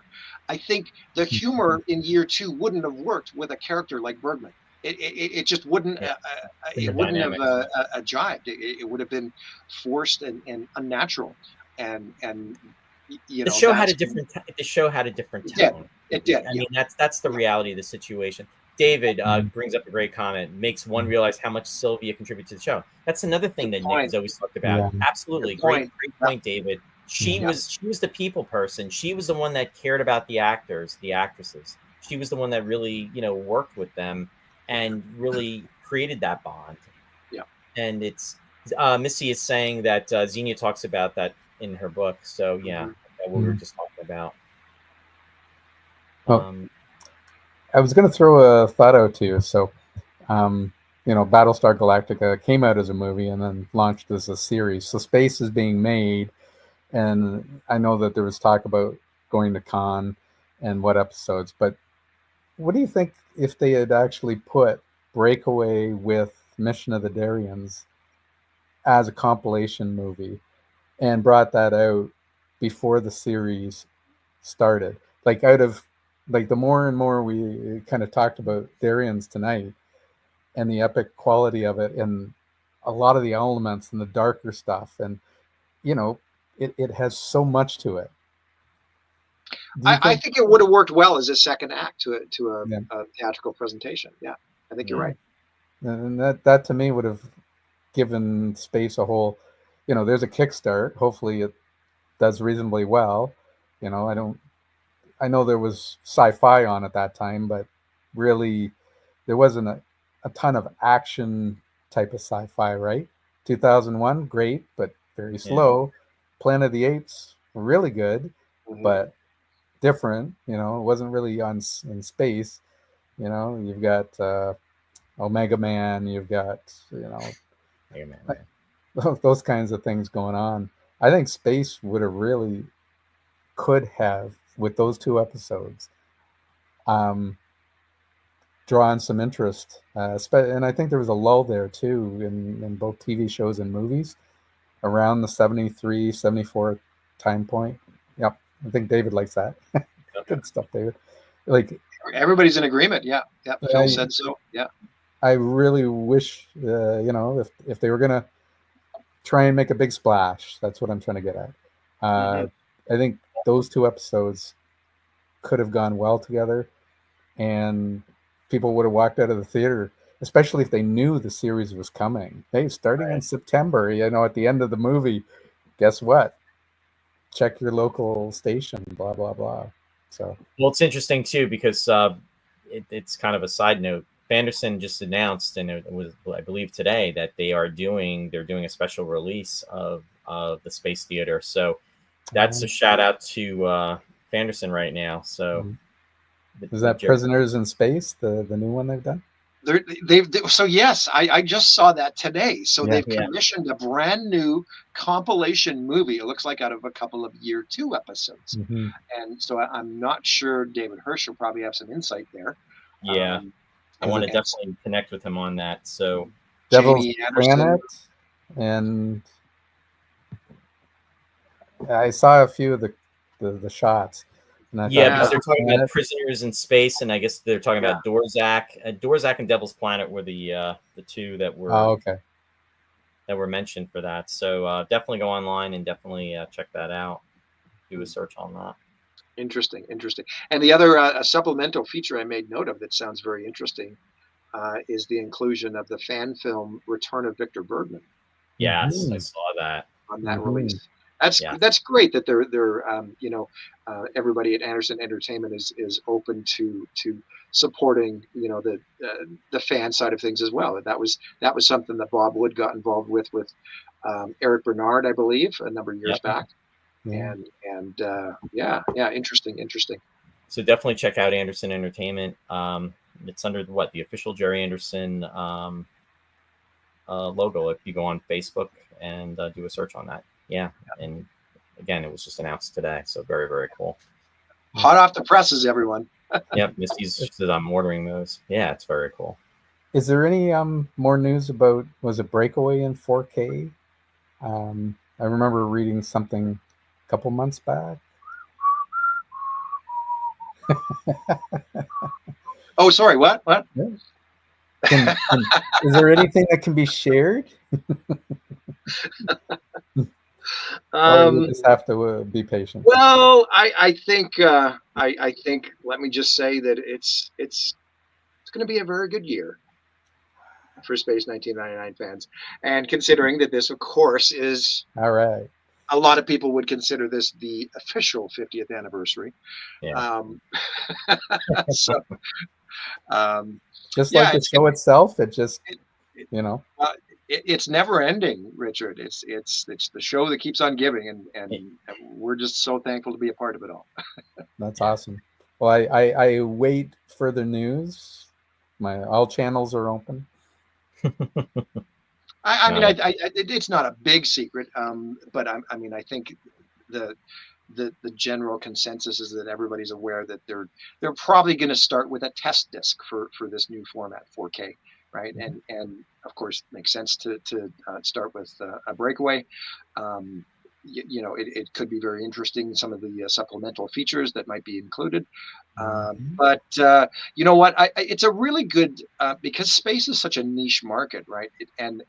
But they did this several years ago when they were converting year two, right? Year one had already been done and it was in the bag. Network did it, but there was this big long gap for year two, and it's because it costs money, right? It's very expensive to process things.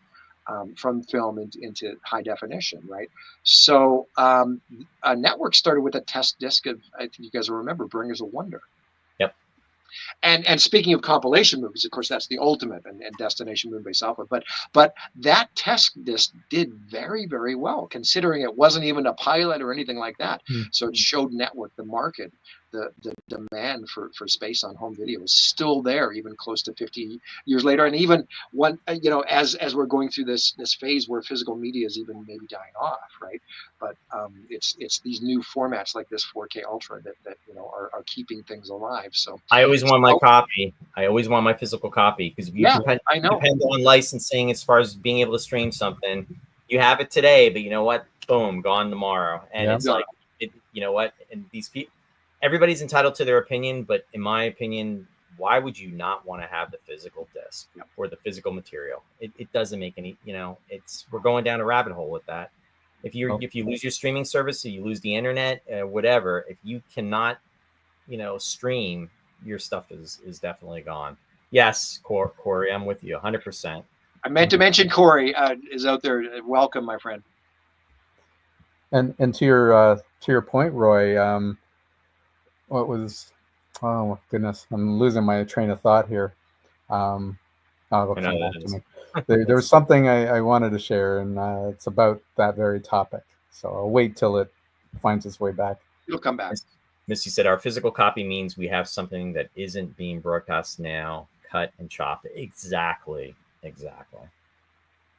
And Philip is saying, that being said, I need to get to the show on Blu-ray.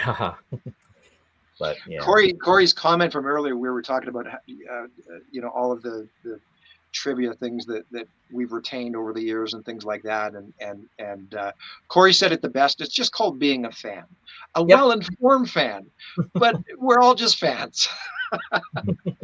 We're all just aliens. Yeah, until we get to know each other. Yeah. Exactly. Remember that. But Warren, I just want to say we are at the 2-hour mark. Saw that too. Yeah. So, I haven't even, and wow, did this one just fly by? It really did. So I think, you know, just in regards to winding down. Winding down? No way. We've still got like the viewership hasn't dropped off this episode. Go grab a drink. No. I'm actually. If you guys want to keep going, you need to go. Yeah, no, but we should wind down.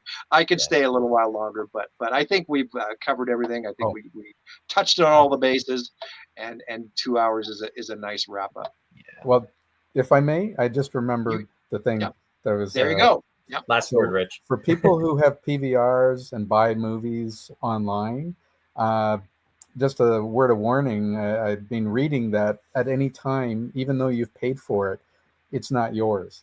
You do not have like a permanent access to this movie, even though you paid for it. So to anyone thinking about, you know, I don't know why you want to pay like $24.99 to watch a movie that just came out when you could hopefully buy it and have the copy of it for probably not much more. But when I heard that, I was upset, and I've never done it, but imagine you've spent hundreds of dollars to have these movies on your PVR, and then the next, you know, you go and it's gone. Sorry, because you do not own it. You own the right to watch it as long as they decide. Exactly. So that to me is prime proof. They have to pry that disc out of your, you know, your dying hands. It's right? the same old argument with any type of physical media, whether it be a vinyl record or anything. It's just so much nicer to hold something physical in your hands, I think. No, that's yeah, because there's no guarantee. Once it's gone, and then you're left just watching a blank screen. Give me the Blu-rays. I want that physical copy, or the 4K discs, whatever the case be, or the DVDs. But guys, now, the variable being that you still have to wait to have a way to play it. Yes. Well, right? that's, yeah. I mean, Who's got a laser disc player nowadays? I still do. Yeah. Do you really? Yeah, I haven't played a Laserdisc for a few years. It doubles as a CD player too. The little tray comes out. But I have the two versions of the Space Laserdisc like in frames hanging on my wall, just because they're such beautiful artwork. That's a good idea. No, it's a beast, and it still fires up. I try like and a play it every helicopter so take off. often. Yeah, but someday it will no longer fire up. Funny enough, not to keep talking, but when the tapes came out and that, what got me back into space was the Laserdiscs. I didn't get the big sets of the Japanese ones. Unfortunately, they were way out of my price range. But that's how I managed to start watching space again. It had been since, except for late night and, from the Barrie station. It was like 1977, 78. And then in 1992 or 3, it's like, oh my God, I can watch it again. So it was J2 nice. Communications. It was the very reason I bought my first Laserdisc player. Yeah. So it's I don't want to let it go. but as a one cool note on Laserdiscs, for some reason the intro to Troubled Spirit is in stereo. Oh. Every episode of Space on Laserdisc is mono, but for some reason, and nobody knows why, the intro is stereo with the sitar and the big music. Jim Sullivan track. Yeah. I remember that. I remember that clearly. Yeah. It sounded so much, and you couldn't. Well, I couldn't even tell at the time because, I probably had speakers hooked up, so I probably was listening in stereo. But yeah, that's a very interesting point. It's cool. But another little Space 1999 oddity, not quite the orange tree, but no, well, that's great. That's wonderful. Well, no, listen, Richard, thank you so much. This has been a really fun episode again, and thanks for helping out here and jumping on and being a part of things. Always a pleasure. Yep, good seeing you, Rich, and thank you. You thank guys you, Warren. This has been great. Yeah, and thank you everyone for joining us. And so we appreciate you being out there and having these discussions, and we will be announcing when we do our next episode, which everybody knows will be Dragon's Domain. So that should be maybe in a couple weeks ahead. It's going to be not next week. It's not going to be obviously this Sunday. It won't be next weekend, but maybe the following. But stay tuned, and we will keep everybody opposed to that. That'll be a big one. I think we're most definitely going to be live for that one as well. And Missy said something about an 8-hour broadcast. So if you want to see Dragon's Domain, the 8-hour my record is 4 hours and 45 minutes with Nick Tate doing an interview, and I swear that's how I got kidney stones. I did not break to go to the bathroom for that show. Well, it is the grandmother of Alien, right? It is. Absolutely. So on that note, guys. Awesome. Okay, well, thanks to everybody again, and we appreciate your support. Don't forget to like and subscribe to the YouTube channel, and we will see everybody in the coming weeks for Dragon's Domain. Thanks so much. Take care, everyone. Take care, guys.